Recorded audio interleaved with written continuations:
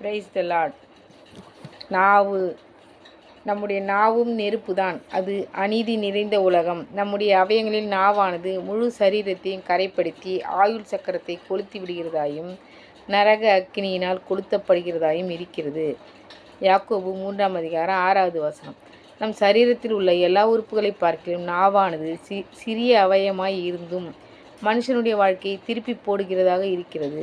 ஒரு சிறிய நெருப்பு முழு காட்டையும் அழித்து விடுவது போல சிறிய நாவு முழு சரீரத்தையும் கரைப்படுத்தி விடுகிறது. அது அநீதி நிறைந்த உலகம். நாவினால் நிறைய பாவங்கள் வருகிறது. நாவை அடக்க வேண்டும், நாவை காத்து கொள்ள வேண்டும். சங்கீதம் 39:1 நாவினால் பாவம் செய்யாதபடிக்கு நான் என் வாயை காத்து கொண்டேன் என்று தாவீது சொல்கிறார். நாமும் நாவினால் பாவம் செய்யக்கூடாது. நாவை காத்து கொள்ள வேண்டும். நாவை கடிவாளத்தால் அடக்கி வைக்க வேண்டும்.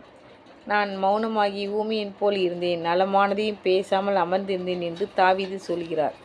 யாக்கோபு 5:5 நாவு சிறிய அவயமாக இருந்தாலும் பெருமைகளை பேசும். பெருமைகளை பேசுகிற நாவாக காணப்படக்கூடாது.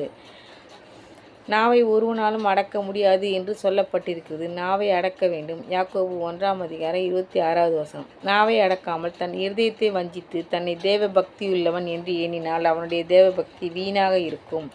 நாவினால் வரும் எல்லா பாவங்களையும் செய்துவிட்டு நானும் தேவனுடைய பிள்ளை, ஜெபிக்கிறேன், ஆராதிக்கிறேன், ஆலயத்திற்கு செல்கிறேன் என்று சொல்வோமானால் நம்முடைய பக்தி வீணாக இருக்கும். அதனால் எந்த பிரயோஜனமும் இல்லை. எதையும் யோசித்து நிதானமாய் பொறுமையாய் பேச வேண்டும். பொய்களை பேசும் நாவாக இருக்கக்கூடாது. நாவினால் வரும் எல்லா பாவங்களும் அநீதி இவைகள் நம்மில் காணப்படக்கூடாது. இரட்டிப்பான நன்மையை தருவார்.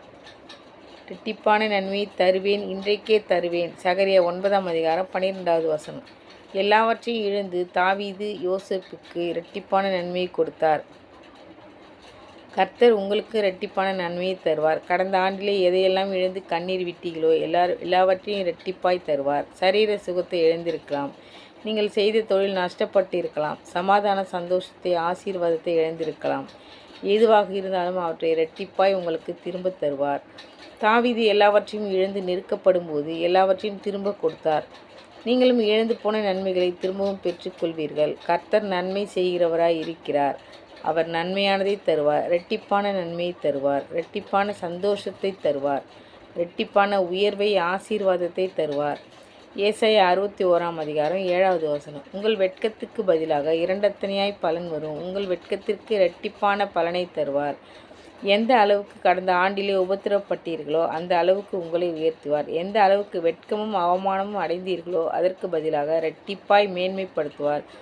கவலைப்பட வேண்டாம், கலங்க வேண்டாம். சத்துருக்கள் உங்களை பரிகாசம் பண்ணும்படி தேவன் ஒருபோதும் ஒப்பு கொடுக்க மாட்டார். உங்களை யாரெல்லாம் தலைகுனிய வைத்தார்களோ அவர்கள் முன்பாக உங்கள் தலையை உயர்த்துவார். துஷ்ட ஆமான் தேவ ஜனங்களை அவமானப்படுத்த வேண்டும் என்று நினைத்தான். யூதரை அழிக்க திட்டம் போட்டான். மொர்தெகாயை பகைத்தான். வெட்கத்திற்கு பதிலாக மொர்தெகாய்க்கு இரட்டிப்பான பலன் கிடைத்தது. ஆமீன். Thank you Lord.